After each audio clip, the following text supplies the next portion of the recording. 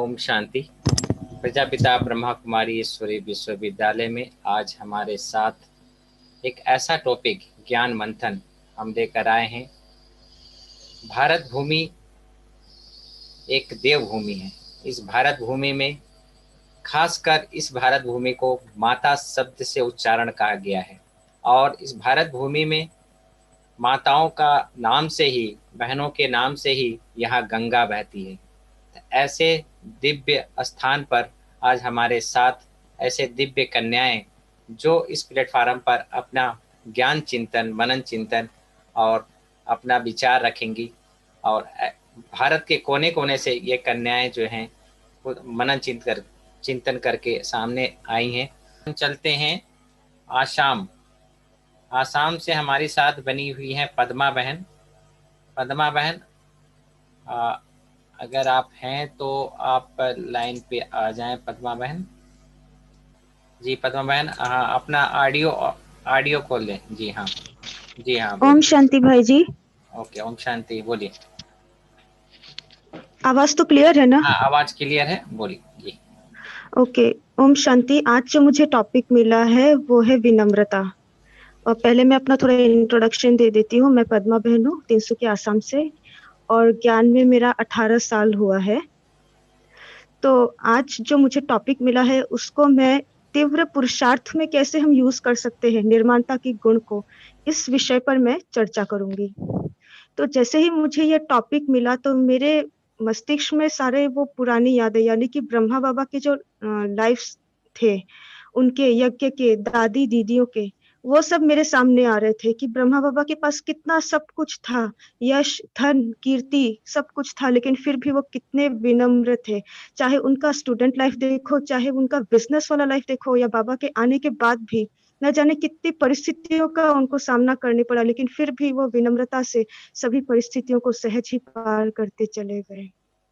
और विनम्रता का दूसरा शब्द है निर्माणता, यस, ह्यूमिलिटी। और इस पर प्रकाशमणि दादी जी बोलती थी, निमित्त, निर्माण और निर्मल। यानी कि अगर निर्माणता चाहिए तो उसके लिए निमित्त भाव का होना बहुत बहुत आवश्यक है। निमित्त भाव यानी कि मैं कौन हूँ? मैं तो एक आत्मा हूँ। आत्मा कैसी आत्मा हूँ? समानधारी आत्मा हूँ। बाबा ने तो हमें लंबे लिस्ट दिए हैं टाइटल्स के। उन स्वमानों में स्थित रहना है। मैं कौन हूँ? मैं परम पवित्र आत्मा हूँ। साथ ही मेरा क्या है? मेरा तो ये शरीर भी नहीं है। महाकाल का प्रवेश तो 1936 में ही हो चुका था सबको ले जाने के लिए, लेकिन बिना पवित्र बनाए कैसे ले जाएंगे?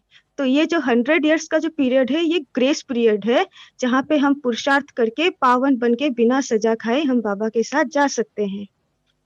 तो ये बात है कि हाँ, तो ये बात है कि हम कैसे उस पीरियड को यूज करें। तो निर्माणता के लिए निमित्तपन होना बहुत ज्यादा जरूरी है। सब कुछ बाबा का दिया हुआ है।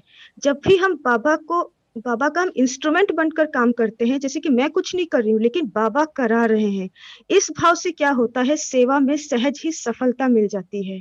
सेवा में देखिए, आप कोई भी लक्ष्य रखिए कि सपोज कोई प्रोग्राम हुआ है, उसमें इतने जन आने हैं, इतने जन नहीं आने हैं, कुछ भी आप लक्ष्य रखें, वो लक्ष्य पूरा हो या ना हुआ हो, लेकिन आपकी स्थिति कैसी रहती है वो सेवा पूरा होने के बाद, वो है एक्चुअली सफलता। सफलता का मतलब ये नहीं जो मैंने टारगेट फिक्स किया था सेवा के लिए वो कंप्लीट हो जाए। सफलता का अर्थ यहाँ है कि मेरा स्थिति कैसा रहता है, चाहे मेरे सामने कैसा भी फल हो। जैसे बोलते हैं ना, कर्मण्यवाधिका रस्ते माँ फलेषु कदाचनम, यानी कि कर्म करते जाओ लेकिन फल की इच्छा ना करो। और दूसरा सबसे बड़ा फायदा होता है निमित्त बनने का या निर्माण होने का, वो है आप सभी के दिल पर चढ़ जाते हैं, बहुत ही इजीली सबके प्यारे बन जाते हैं। क्योंकि निर्माणता एक अकेला गुण नहीं है, उसके साथ सब कुछ है, रिस्पेक्ट है। अगर आप निर्माण है तो सबके सामने झुकेंगे, आपको सब प्यार करेंगे, आदर करेंगे, और आप भी सबके साथ आदर करेंगे। और साथ साथ आपका बोल में भी बहुत मिठास होगा अगर आप सचमुच निर्माण है। और आप कोई भी नहीं चाहता है कि अहंकारी व्यक्ति के साथ डील करे या कुछ भी करे, कोई नहीं चाहता है। इवन इनफैक्ट मैं भी नहीं चाहती हूँ। मुझे भी निर्माण व्यक्ति ही पसंद है और मैं खुद भी चाहती हूँ कि जितना निर्माण हूँ। और निर्माणता से क्या होता है, जो गुण विशेषताएं बाबा ने दिए हैं, जब उसे हम प्रभु देन करके स्वीकार करते हैं तो वो गुण विशेषताएं ऑटोमेटिकली बढ़ती जाती है, क्योंकि उसमें मेरापन नहीं है, लगाव नहीं है। और निर्माणता से इतना फायदा होता है, आप इजीली नष्टो मोहा भी बन जाते हैं। और जब हम नष्टो मोहा बन जाते हैं तो निमित्त हो गया, निर्माण हो गया, फिर निर्मल। निर्मल का अर्थ होता है प्योर। मतलब इसे निर्माणता का गुण धारण करना, इस ये बहुत एक तपस्या है। मतलब अपने आप को गलाना पड़ेगा, मिटाना पड़ेगा, सहन करना पड़ेगा, सामना करना पड़ेगा, सब कुछ करना पड़ेगा, तभी आप निर्मलता का गुण एक उठा सकेंगे। तपस्या है, तपना पड़ेगा।